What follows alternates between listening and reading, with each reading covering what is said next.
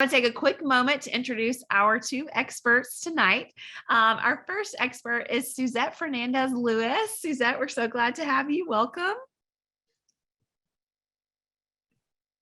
She's there. Hey, Suzette. So I want to tell you about Suzette. She is a licensed pediatric bilingual speech and language pathologist at the Christine E. Lynn Rehabilitation Center for the Miami Project to Cure Paralysis at UHealth and Jackson Memorial. She received her bachelor's from the University of South Florida and her master's at FIU. And for more than 10 years, she has gained professional experience in a number of different settings, including public and private schools, private practice, home health, inpatient, outpatient rehab, and acute care. So the majority of her experience is in pediatrics. So tonight, she's really going to help us understand screen time and the effects that it can have on the speech and language development. So important, and something that we can sometimes forget about when we pull up our kids in front of the TV. So her main clinical focus has been evaluating, diagnosing, and treating children with a variety of communication and feeding disorders. She's licensed by the state of Florida, and she's certified by the American Speech and Language and Hearing Association. And she also has her certificate of clinical competence from the American Speech, Language, and Hearing Association. So Suzette, we're so glad that you're joining us, and we can't wait to hear your expertise on this topic tonight. Okay, I want to take a second and go ahead and introduce our second expert, who's really going to talk to us about the effects of social media. We all know it's affecting us. I'm terrified to really know how it's affecting us, but we're going to get on to that tonight because it's important that we know what our kids are facing, what we're facing as we're scrolling aimlessly. That really is doing something to us. So we need to know to make an appropriate cost-benefit analysis. So we're so excited that Carolina Avila is with us, and she is an attending psychologist at Jackson Behavioral Health Hospital, which you may not know is one of the largest and most comprehensive public academic psychiatric programs in the US. So lots of great experience, resources happening there. She earned her undergrad degree in psychology and education at the University of Florida. So go Gators, if there's Gator fans. Gators. She's like, chomp, chomp, right? Her master's in mental health counseling at the University of Miami. We'll just do all the things now. Do them all. And her doctorate in clinical psychology from Nova Southeastern. Now you have to help me with that because I don't know what they do, but I'm sure there's something, right? I'm sure there is, and I actually don't know it. No, they're the sharks. She completed a postdoctoral fellowship at the UM School of Medicine and Jackson Memorial Hospital, and her expertise is in the area of anxiety, mood disorders, ADHD, and disruptive behavior disorders, which I think there's probably must be some correlation there with what we're going to talk about tonight. She's also responsible for supervising individual, family, and group dialectical behavior therapy. So you have to tell us more about that because I don't know much about that, but you're going to teach us. And she also does psychological testing. Her clinical and research interests are in the areas of DBT with children and adolescents. So you'll tell us more, as well as trauma, depression, anxiety, ADHD, developmental disorders, family therapy, and parenting skills training. So she's a member of the American Psychological Association, Association for Behavioral and Cognitive Therapies, and the Society of Clinical Child and Adolescent Psychology, as well as the Society for Child and Family Policy and Practice. So Carolina, thank you for joining us. Of course, you're welcome. Thank you for having me. I love reading these bios, and we take our time to do this to really share with our listeners. We are bringing you experts in these topics. So I know sometimes those introductions can feel long, but we want you to know that we really are bringing you the best of the best. And so we're excited to hear from you ladies tonight. So let's dive in on screen time. Again, if you're just joining us, please utilize the chat feature. Tell us where you're listening from, say hello, dialogue with one another, but use that Q&A feature if you have a particular question tonight, and I will get those in front of our experts. So to get us started, let's just open it up. I think we all know, but talk to us about what is screen time? How do we actually define what is screen time? So screen time is any activity done in front of a screen, such as a smartphone, computer, television, video game console, and sometimes even kid games or toys I would consider our screen time. All right. Yeah, we can kind of forget certain toys can be screen time if they're a screen. So how much screen time is actually okay for a child? And I know maybe this varies with age and whatnot, but talk to us about that. It does. So the guidelines right now by the American Academy of Pediatrics, that usually is what I recommend to families, is actually under the age of 18 months, they recommend no screen time at all, only using like video chatting. So that means like FaceTime or like Skype with grandma or mom and dad if they're out of town. For 18 to 24 months, screen time should be limited. And it's really recommended to watch educational programming, but with a caregiver. So you're actually sitting next to your child and watching together. Once we get to the age of like 2 to 5, we limit non-educational screen time to about 1 hour per weekday and 3 hours on the weekend days. Okay. And then for ages 6 and above, we just encourage healthy habits and limit activities that include screens. So really it's up to the families to make these plans. These are just guidelines of what we can recommend based on what's out there in research. That's good. I'm surprised by the 3 hours on the weekend. I'm higher than I would have thought, but there you have it. I have a 5-year-old, 3-year-old, 1-year-old, and then a new baby. But I'm noticing, with the older one, it was like we barely had any screen time, and then they get a little bit older, and then you had another kid, and then you had another kid, and I'm like, oh my goodness, the 18-month-old is, he kind of catches what the big ones do. So it is important, like you said, just to do what works for your family, but to be diligent within these guidelines. That's good. That's a good reminder for me personally. So sorry. That I'm saying, it is tough. I have a 15-month-old, and sometimes I'm like, I really need a screen for 5 minutes. I got to get dressed. This week, my husband's on a work trip and I'm alone. And I've had to be like, I have to put something on so I can brush my teeth, change my clothes. That's right. So moderation is really key, and being aware of what you're showing your kids and what they're watching. Yeah. And I love what you said about when they're that little too, as we can, to watch it with them and to see what is they're taking in, and to be able to interact with them and give them that real in life kind of tangible bit as they're seeing a screen. So what can I wanted to add a little bit to that, Sarah, if that's okay. Yes, I think one of the things to also keep in mind is parents' use of screen time and how much time we're using screens in front of our kids, because then a lot of the times we want to try to set limits with them and they just kind of see us on there all the time. So we really want to make sure that we're modeling, limited screen time. And when we're together, we're really together and we're putting phones down and TVs off.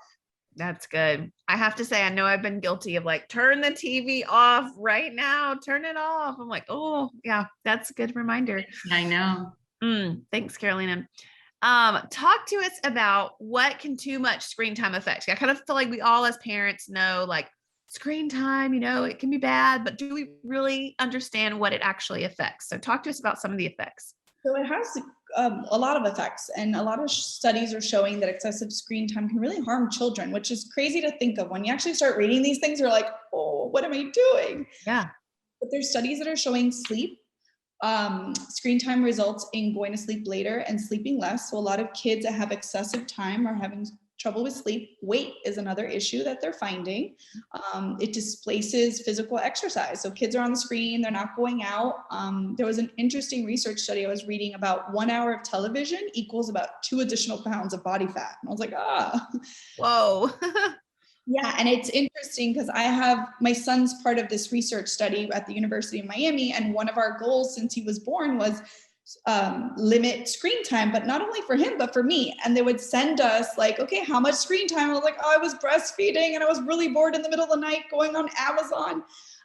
But really to be aware of, moms also have to reduce screen time, even if the baby's an infant and you're breastfeeding or you think they're not paying attention, the TV in the background is screen time. Another effect is attention. Entertainment television causes significantly worse performance on tasks that require impulse control, delayed gratification, and planning. And I'm seeing that a lot even in my patients where they don't have impulse control or they don't know how to be bored anymore because we're handing them these screens. Aggression, and I'm sure Carolina can talk about this, that watching violence makes kids more aggressive. And another one is talking, which is a big part of my profession, is that kids that are watching or using screens or TVs earlier than the age of 2 are actually talking less. They compare them to kids that get no screen time. They usually have 6 to 8 fewer words per hour of educational videos that they're watching. Wow, It's interesting. affecting our kids. Wow. Yeah, it really is. I feel like I need a printout of that, of like a bullet point of all the things. I need to tape it next to the TV just as a reminder of like, okay, is this do I really want to, in that moment? Wow, that's challenging. That's good to know. What about as a speech and language pathologist, what concerns do you have about screen time? I know you said the language is a thing. Talk to us more about that. Yeah, so screen time definitely can delay speech and language development. Studies are showing that the higher screen use is associated with poorer language skills, especially in the young children. I think that's why the recommendations under 18 months is no screen, because from birth to 3, kids' brains are growing so rapidly, like they're learning so much. And how do we build their brains? By communication. And every time they attempt to speak to us, and we respond back, they're learning something new. And what happens is we give them screen and we take all those opportunities. The other thing is that children make sense of their world through real life, touching things, holding things, smelling, tasting. And when we give them a screen, it doesn't offer any of that. So it's really important that babies get to explore their environment, and giving them screen time really takes them away from that opportunity to do it. It's also something that's two-dimensional. And then when they're learning something on the screen, they're not really transferring it over to real life. So yes, parents are like, oh, but I have this educational thing where they like learn their ABCs or they learn new words, but then they actually can't transfer it to the real world until they actually can touch it, see it, smell it, use it. So screens really are impacting the way kids are developing. And I don't know if it's so much screen time or also the pandemic, but we're seeing a lot more kids that really are having trouble in those early stages of development, and that's tough. Okay. Wow. Yeah, that was my next question was, and you spoke a little bit about it, so maybe you want to elaborate, but how does the screen time affect our child's development? I know you said those brains are just really exploding with learning ages 1 to 3. So how is that screen time affecting their development? So a lot of it is that when we use the screens to keep them occupied, they miss out on these important social and behavioral skills. So, they don't know how to play by themselves. They don't know how to comfort themselves. They don't learn how to wait and be patient. Time on screens really take away from the multi-dimensional world that we live in. It's something that's 2D and they just can't transfer it. Really, they need nurturing relationships, positive interactions. They need to have responsive communication. If I ask mom and dad something and they actually talk back to me and say something, I tell my parents a lot of times, I'm like, screens are super receptive. Like the kids are getting information, but they never have to do anything out. Even when watching TV on, I think of like Dora the Explorer when we used to watch, and it was like, what tool do we need? And it just stays there, and like the kid never has to answer, and they just keep talking. So there's no back and forth. Yeah. Kids also need open-ended play with materials, that they just get games that, like, traditional games are great things to buy our kids that don't have lights, don't have music. It just opens a world for them to explore. Really, the brains have endless possibilities to create. We just need to give them the opportunity to have that time to figure things out. That's good. I'm a child of the 80s. I'll say that. I'll tell you about how old I am. But I mean, man, we had dirt and we had mud and sticks, and mama said, go outside.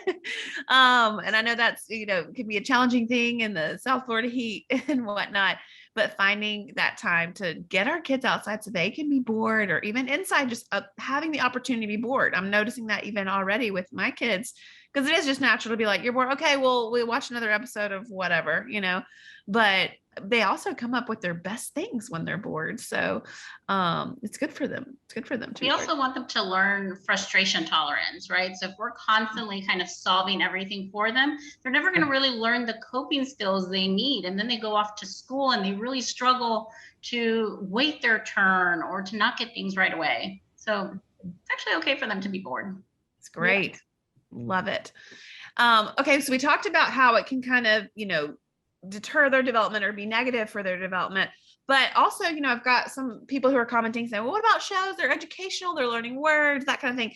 Can screens meet children's developmental needs in some way? So there's actually no evidence out there that screen-based experiences compared to the real human interaction and connection. So there's no research that shows right now screens actually can be great teachers for kids. Wow. Really human interaction, and that's what we need. That's how we've always learned, human interaction is very important. That's great. Wow. And I think if you compare that together with the parent engagement, because then we're also learning these social cues from facial recognition, whereas the screen doesn't really give you that. So I think if you watch the educational shows with the parent really engaged and mimicking and doing that, I think that's a different story than just kind of having them individually watching the TV. That's good. And so much of that, again, all of this is so transferable for adults too. We're talking about, in the realm of children and Blippi and whatnot, all the shows. But I'm thinking, man, we're talking about this on a webinar via screens, so it's like, I'm thankful for that. And due to COVID, these went virtual, and now we've been able to reach people in Texas and Naples and those who are watching in. And there's so many benefits to that. But even as adults, for us to sit in the same room together and have this conversation would have such a different feel. And I'm just going to make a plug. I'll tell you more at the end, but our next parental guidance episode is going to be a live in-person event. So super excited for that. And I do think that's going to bring a whole nother dimension to the things that we learn, because when you experience those things face to face, if we could all be sitting having coffee together, like these things would stick in a different way. But I just love all that you're saying. And as a reminder, as we're listening for our children, that these things are so transferable for us as adults as well. So, and especially in this very digital age that we're all living in now. So just, this is great. I'm learning so much already. We've got so many questions. I've got great audience questions coming in. So I want to get some of those as well. Here's one question.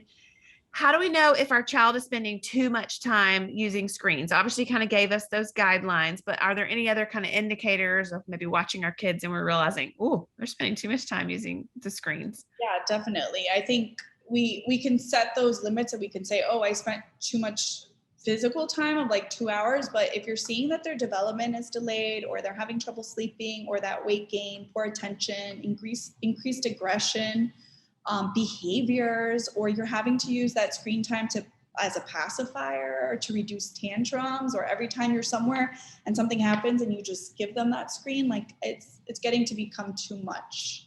Yeah. I've noticed that even with my own kids. There's certain days when I'm like, your attitudes. And I'm like, because we started our day with like the screens, it was like, we got a slow start. So we watched the episode of whatever. And I feel like the attitudes were just kind of off, So great things to watch for in our kids. We're getting some questions about how do we monitor screen time or set boundaries, and there's so many nuances, it's summer, some families are working from home. And so that's like a whole added challenge. What advice would you give maybe a family who's like, how in the world do we monitor it with, and create boundaries when there's just so many things going on? So I like to tell parents like a visual timer. So sometimes like I had a parent recently was like, well, it's really hard to get them off the screen, or I'll say 5 minutes. And I'm like, kids don't understand time. Yeah. So sometimes a visual timer where they see, okay, you're going to get it and it's red. And once that red goes away, that means it's all done for today and we're done. So visual timers to read it and help with that transition so they understand. That's great. Good strategy. That's good. Another one is choices. Kids love the ability to make their own choice. Mm-hmm. So if you have a menu of different things that they can do and then they can choose, and that's also another way that you can limit it, because you're going to spend half an hour on this and then we're going to switch and you can make another choice. That's good. That's great. Okay, let's talk about conflict with teenagers. So it's a different thing. With my little people, I can give them a visual timer and say, turn it off, I'm in control, but I have a parent who's saying, how do you mitigate the conflict that it creates with teenagers? Any advice for that? I think it kind of starts when they first receive their phones. I like to think of the 3 S's. They really need supervision, they need structure, and we need to scaffold how much they are getting and what they have access to on their phones. So I think if you start early when they first get their phones and kind of keep that in mind, of making sure that they know exactly what the limits are on their phone, what are they able to use, what are they not able to use. And as they show that they have the maturity and responsibility, we're going to then add more games that they can do, social media. You know, if we try to start implementing that as a teenager, that's a little bit more challenging because they've been able to do whatever they want all this time. And now we're trying to set limits. And I'm going to still encourage parents, we have to do it. Yeah. Social media, screen time, there's positives to it, there's negatives to it. And sometimes it can be really scary what they get themselves into. Yeah. And we want to make sure that we're monitoring what are they doing, even the teenagers. And I know they don't like it when I say this. And it's still really important that we're knowing, we understand what it is that they're using, who are they talking to on their phones.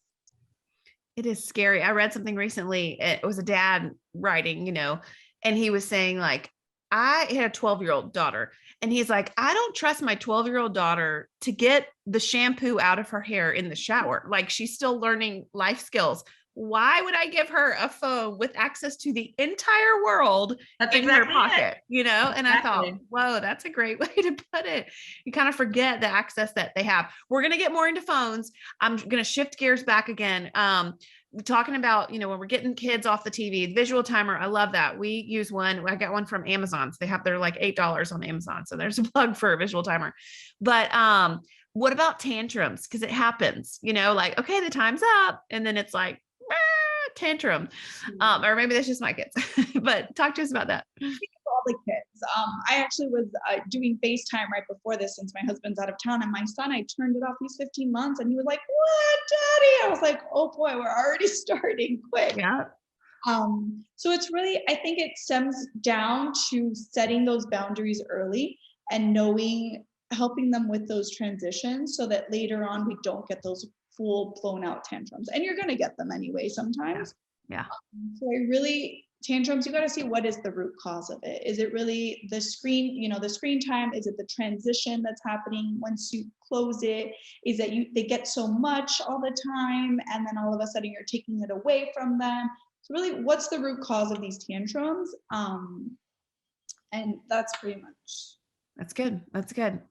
What about, you know, some suggestions for reducing? I know we talked about the visual timer, but things to reduce or even eliminate screen time. So some things that I can think of are social. So bonding with our kids, reading books, playing a game, taking a walk outside, really spending quality time with our children. It's associated with increased attachment, which is important for emotional development. That's great. Play, encourage free play. That it's kid-directed play, that there's no instructions like, hey, what do you want to do today? And let them guide you. Like building a fort or rearranging furniture in the house. Yeah. A fort's a good thing. Yeah. Love that. Associated with development of language skills and creating problem solving and social skills, which we see a lot of older kids are really struggling with problem solving skills. And these are all skills that we learn as kids. And if we don't learn them when we're young, when we get older and in adolescence, they're really struggling. Yeah. Outdoor play. You can head to the park, go watch birds outside. I don't know. How many birds can you see today?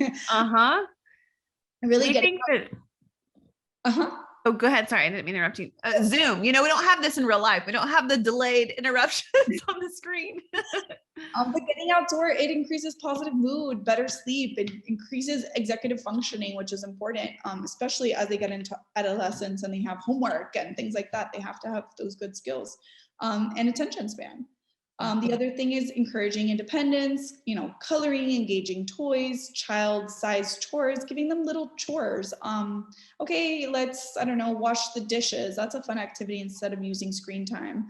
And then literacy, visiting the library, reading to them again, getting them to write. Reading has really good, increases academic achievement and empathy in children. So those are some things that we can use to reduce or eliminate screen time. That's great. I love it. It feels funny to recommend like an Instagram account to help you combat screen time, but there's a couple that I love to follow. One is Busy Toddler. Great activities if you have toddler age children, just all sorts of, because sometimes for me, it's like you're sitting there rattling off of these ideas and I'm like, duh, yeah, I could do that. But in the moment, I'm like, I don't have no brain power to think of anything else to do, but take a walk, pick up rocks, paint a rock, whatever, wash the dishes, clean the windows. But Busy Toddler has a lot of things. If you have toddler age kids, there's another account, I think, called 1,000 Hours Outside. And it's just one mom who is passionate about, I want to give my kids 1,000 hours outside, every year of their life, and just what she does to replace doing things inside. So I just think those are just kind of two fun accounts I enjoy following, to give ideas for specific things. Cause I know in the moment I'm like, what in the world should we be doing? But, okay. One more question for you, and chime in at any point, and then we're going to transition more to like phones and social media. But what is something, I mean, if you could give like just one golden nugget of what you really want parents to take away from tonight's webinar in terms of, with your expertise and screen time. Really, that's zero screen time for your infant or toddler is the best, but I know it's not always realistic. And what's most important is that you just try your best to achieve a healthy balance. So as parents, I understand that the rules under 18 months, no screen time, but I also understand that sometimes we need it, or if we're going to co-watch with them. So really, that just try your best always and look for a healthy balance. And every family is going to be different too. Yeah. That's great. I think that's one of the hearts behind what we do with these is we want parents to leave feeling equipped, not discouraged or shamed. Like, well, my kid watched TV for 6 hours today or whatever. No, we just put more tools in your tool belt to just help us do better and be more equipped to offer our children even more. So that's a great word. And thank you so much, Suzette. And chime in at any point, but I want to transition now. Carolina, I know this is more of your real area of expertise as we talk about screen time and how it psychologically is affecting us in terms of social media and whatnot. Now, you mentioned something earlier, the 3 S's. Would you say those again? I know one was supervision. There was 2 others. Say them again for us. So we want to think about structure, right? When they get phones, when they have access to things, how do we create structure for them? What are the limits that we want them to know? What apps are they allowed to use? Kind of set it all up for them ahead of time so that they know what they're getting into, and it doesn't become this argument or as intense of an argument later because they already know what to expect. Mm-hmm. So definitely creating structure. The other one's supervision. So we do want to monitor what they're watching, what they're using. Mm-hmm. And then the other one is scaffolding. So if you give the phone to a 12-year-old for the first time, it's not going to look the same for the 14-year-old. So as they're learning and they're showing you that they're responsible for the phone, that when they are struggling or encountering difficulties, that they're coming to you and talking to you about it, that's when you can start giving them more more liberties, more freedoms on their phones and what they have access to. So scaffolding, you don't just want to give them the phone all at once. There you go. Have fun. There you go. Happy birthday. Yeah, exactly.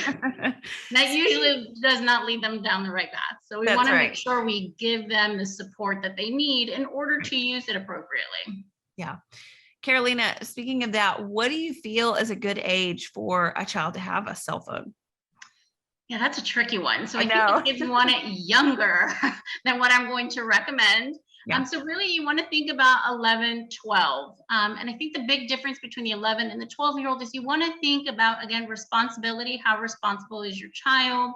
How mature are they? How well do they handle social situations at school? That kind of gives you an idea as to how well they're going to be able to manage their phone and everything that comes along with that. Yeah. So somewhere between that time, I think if we wait too much longer, then it just becomes a social issue with all their other peers. Mm-hmm. So it's like this balance that we have to make. When is your kid ready for it? And then also, how do we make sure that we don't isolate them with their peers? That's right. It's amazing how much the world has changed just in, I'll say 15, 20 years, because I got my first cell phone when I started driving, because it was like, you need a phone because you're away from home, Yeah. And I think, well, I hear you saying, 11, 12, if we wait later, then can be ostracizing in terms of socially. It's interesting to see how the social climate has so much change because of social media and how people are connecting. So the pandemic did not help. Yeah. So the kids really are connecting socially. They're not going outside and playing capture the flag as much as we really want them to. It's not happening. So it makes sense that they use the phone and social media to connect to each other. Again, you just want to know, are they really talking to who they say they're talking to, and what's the content of their conversations, and what's really going on, and how much time are they spending on the phone? Yeah. Okay, so talking about maybe 11 to 12 to get a phone, what age do you suggest that they start getting social media? That's another tough one. So technically, legally, the age is going to be 13 and up, because there's actually a federal law called the Children's Online Privacy Protection Act that actually forbids media to have users younger than the age of 13 register for their accounts. Wow, Also, interesting. I didn't realize that. I know, me either, until I was researching this, because like nobody really knows this. You just think everyone has it, yeah. Exactly. Wow. So you want to keep an eye, like that's what they really want to make sure, that they're not collecting data on your child. So that's why they are making sure that they're 13 and up. And we also know that your kids are either using your accounts or they're lying on their age. So you really want to make sure you're monitoring, because they know what they have to do in order to get access to these accounts as well. Yeah. Wow. Interesting. Again, I have little people, so I keep thinking, oh, we're eons away from this, but it's going to be here before we know it. So I think, wow. And who knows what it's going to look like when they're ready for it. And how are things going to change between now and then? Exactly. So that's another terrifying thing. I'm just like, we're going to live under a rock when you'll get a cell phone when you drive. No, I'm kidding. So this is what I tell parents too, because it can feel really overwhelming. Yeah. Let's stick to what's happening right here and right now. This is what we have that we can control in some ways, that we are able to really keep ourselves in the present moment and not get too far off into the future, because then our anxiety really increases and we can go down rabbit holes, and it doesn't usually end well. Yeah. So right here, right now, this is what we need to deal with. That's good. That's good. Yes, you're right. I'm not going to go 10 years in my mind because I'll get nervous. It's so easy to do that. Staying right here. That's great. Spoken like a true psychologist. I love that. That's very good. Are there any apps that you would suggest that could help us monitor our child's screen time or social media use? Yeah, there's a couple of them that tend to be pretty popular that I hear. I think one of the most popular ones is Bark.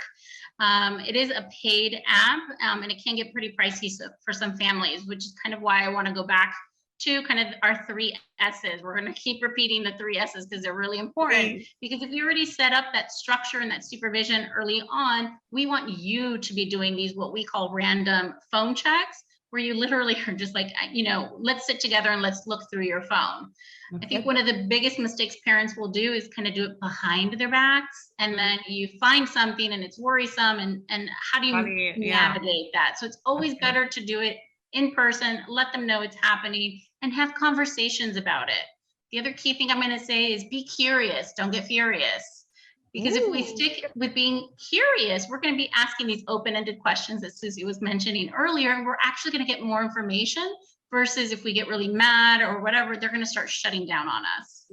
That's good. Be curious, not furious. Love that. I'm going to quote you on that. You're going to end up on a bumper sticker somewhere.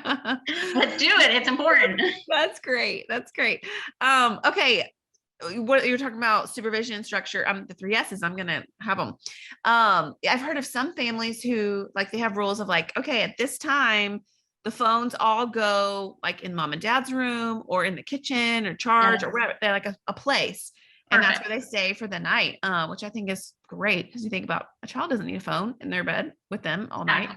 That's the S. That's our structure. So we're going to have a specific place in the home where everyone's going to charge. The older teens don't really want it in mom and dad's bedroom, because again, they're going to be like, well, they're going to just check everything on my phone. So usually having it in a more neutral location makes sense. Good. The argument they'll give you is that they use it for their alarm clock. So we're going to go old school on them, and we're going to just give them a regular alarm clock, and the cell phone still goes. Guess what, kids? They make alarm clocks. I got you. They do. Yep. And they work just as well. That's right. If not better, because that's great. Talk to us about, I've heard this concept, but a phone contract with your child or with your teen. Is that something we should look into creating?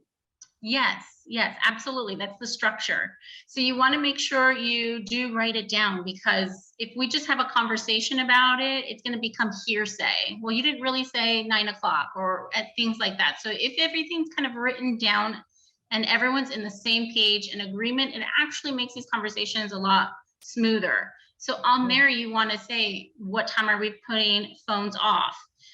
Where do they go? What apps do you have available? we don't want to make it super extensive because then they're going to not like the process anymore. You Yeah. want them to actually be on board with what you're doing. So just thinking about the most important parts, let's write them down. Let's all be in agreement with them, and knowing that we're going to be shifting this as they get older. That's good. That's so good. Okay. Suzette talked about this, but how we know that screen time affects sleep. Kids can sleep less, go to bed later, that kind of thing. But how does, how does screen time affect the sleep specifically? And how can we help our children or our teens disengage from their phones before they fall asleep? Because I know there's like, so many hours before bed, you shouldn't have that light in your face, which we all do, but give us some tips. Yes. So it's actually the blue light from the phones that what it does is it activates the brain, our circadian rhythm, and it actually thinks that we're still awake and it's not time to go to sleep. So that's why we really get this delayed sleep, and because the melatonin's not kicking in, all of that. So it really has a significant impact on our sleep. We actually recommend 1 hour before bedtime, no screens, which I know is really tough because myself included, I'm doing the scrolling right before I go to sleep. Yeah. So what I also tell, especially the older teens and parents, notice your sleep. If you're noticing that you're waking up really, really tired, if you're having a harder time falling asleep, we really want to see and put those cell phones away. And let's kind of do an experiment. Let's see what happens with your sleep.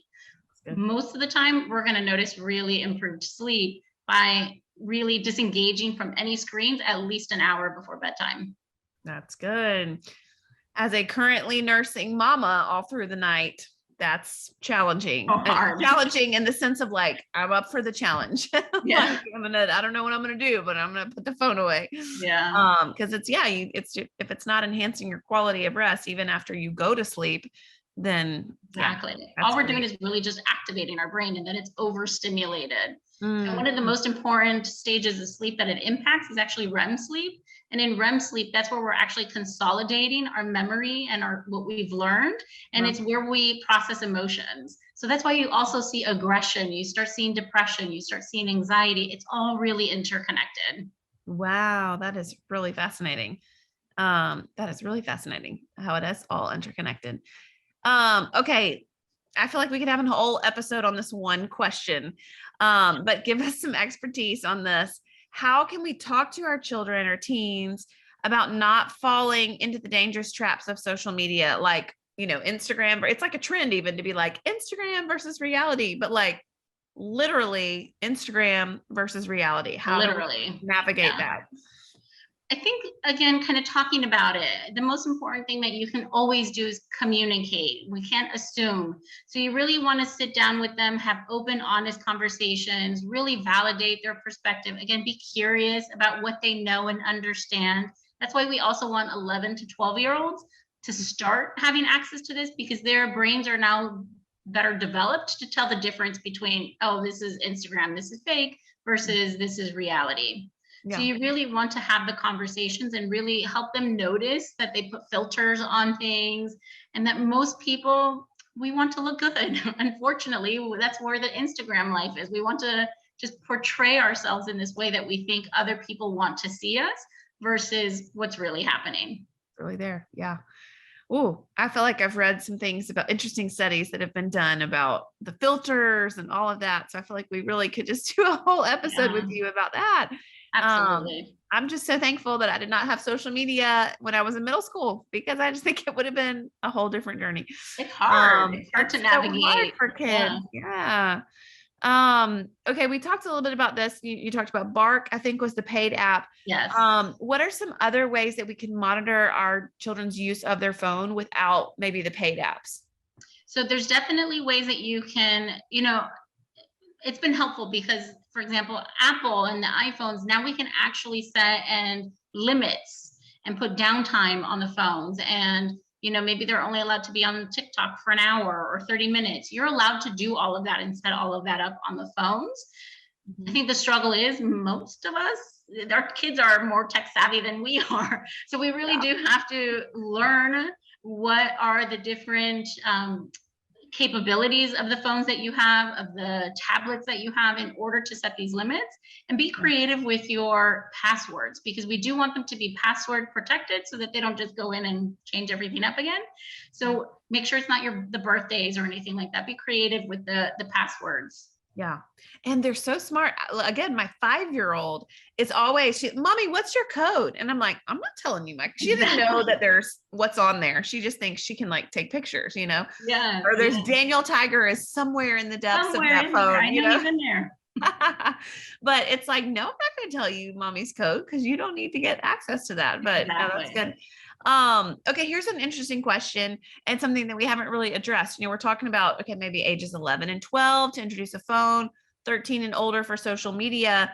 Is there any research that shows, or just your opinion even, that is there a detriment to not introducing phones or social media to our kids? Maybe waiting. I know you mentioned the social bit, assimilating with others, but anything that you would add there?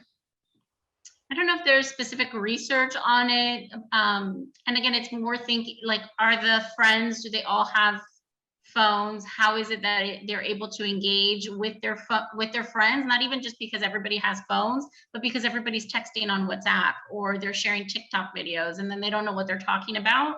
So you do want to, as much as possible, if they don't have their own, is there still a way that they have some access to these things with your supervision? Yeah. And again, you just kind of need to know your child. Are they ready for that responsibility? Yeah, that's good. I just thought that was an interesting question. Like, is there a detriment to just not introducing these things, or, delaying them for a while of introducing? So, I mean, I know I'm saying a lot of scary things, and we also have to remember that not all social media, not all screen time is bad.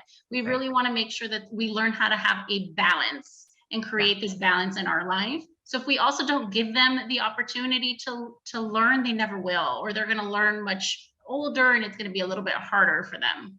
Yeah. Okay. I think I know the answer to this question, but I'm going to ask it. Does social media affect our mental health? Yes. Talk to us about it.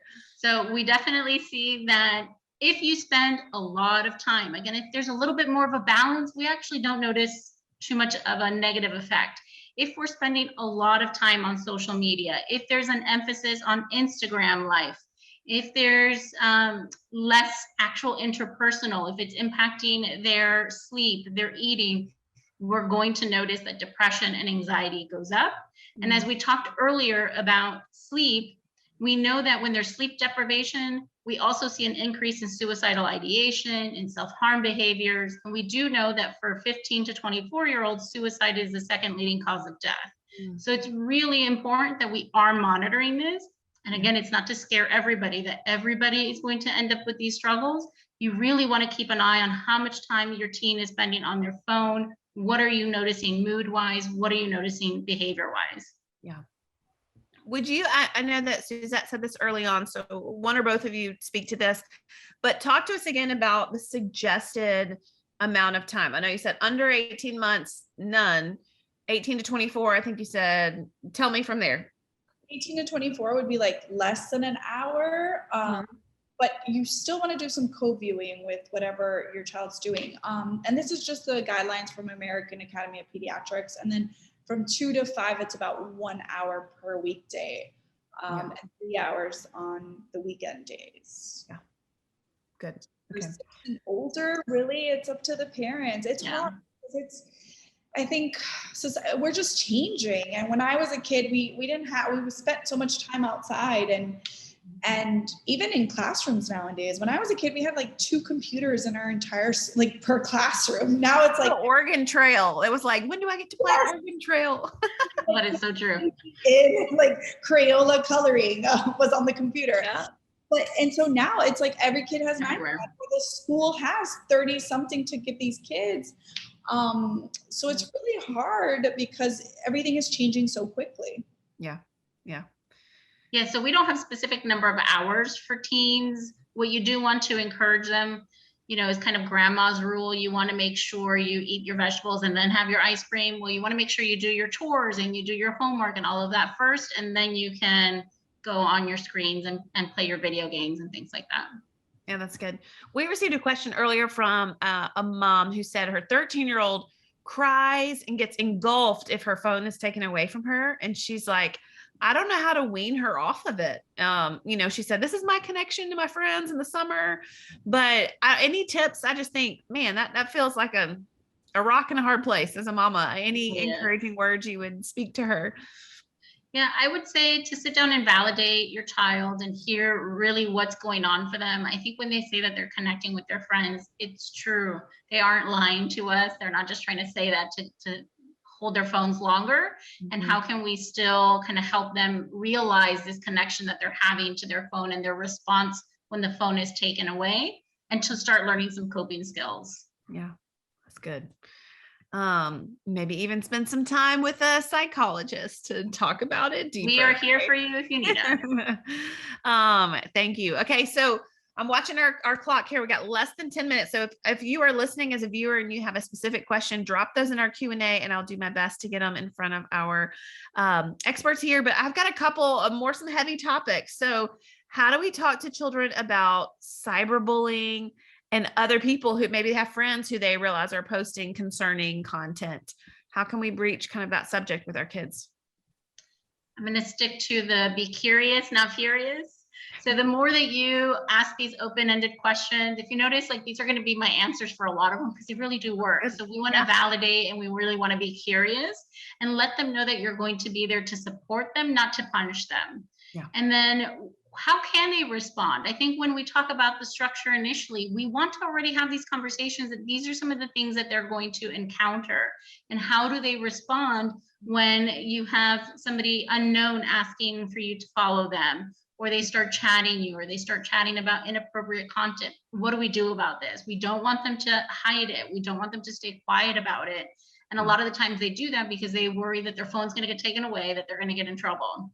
So how do we have open and honest communication about this without it feeling like it's going to become punitive? Yeah, that's great advice. I heard it said once, and it stuck with me, similar on this topic. And my next question is going to kind of go there, especially like sexting is a big thing and whatnot now.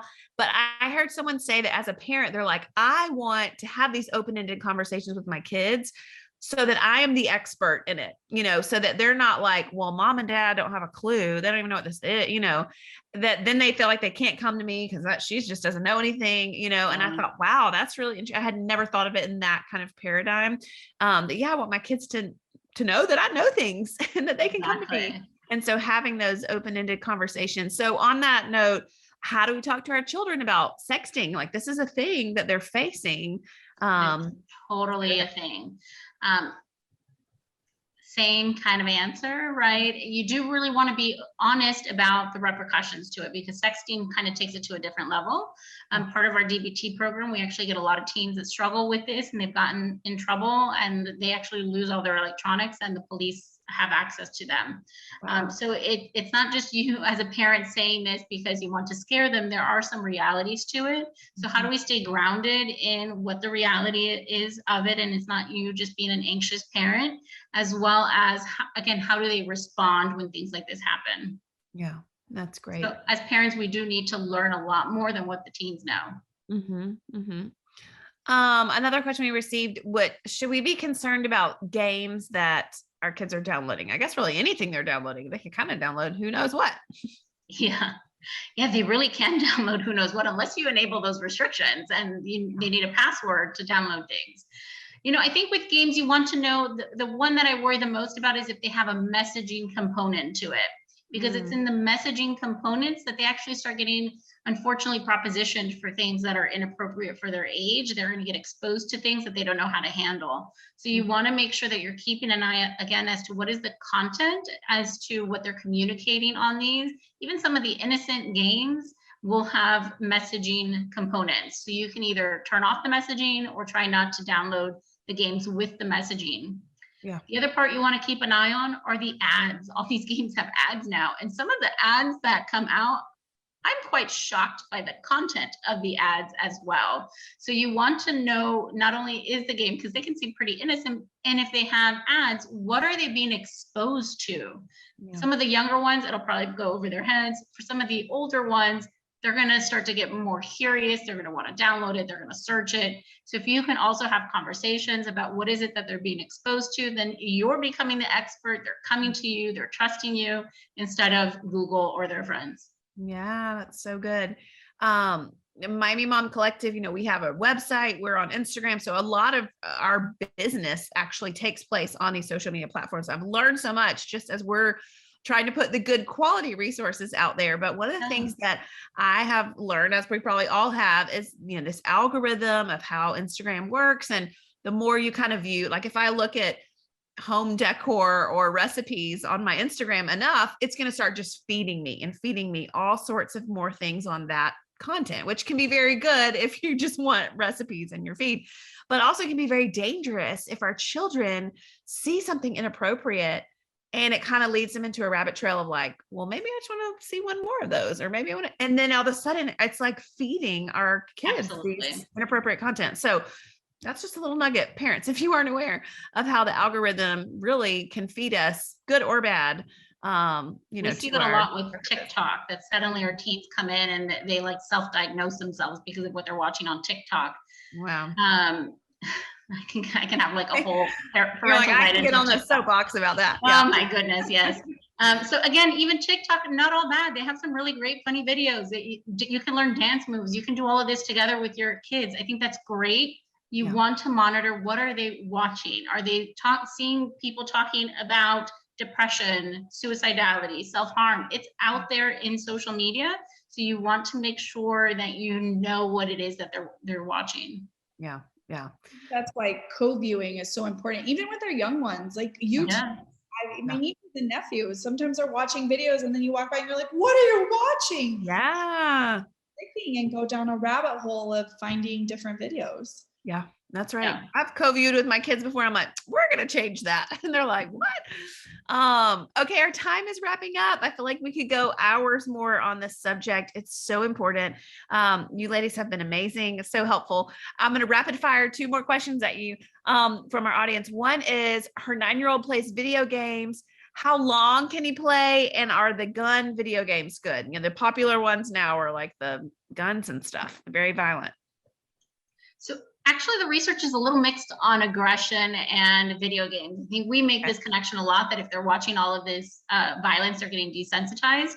Some kids are actually more vulnerable and it will impact them more, and then other kids, it won't. So we don't want to make this automatic connection that just because they're playing with guns on their games that they're going to become aggressive.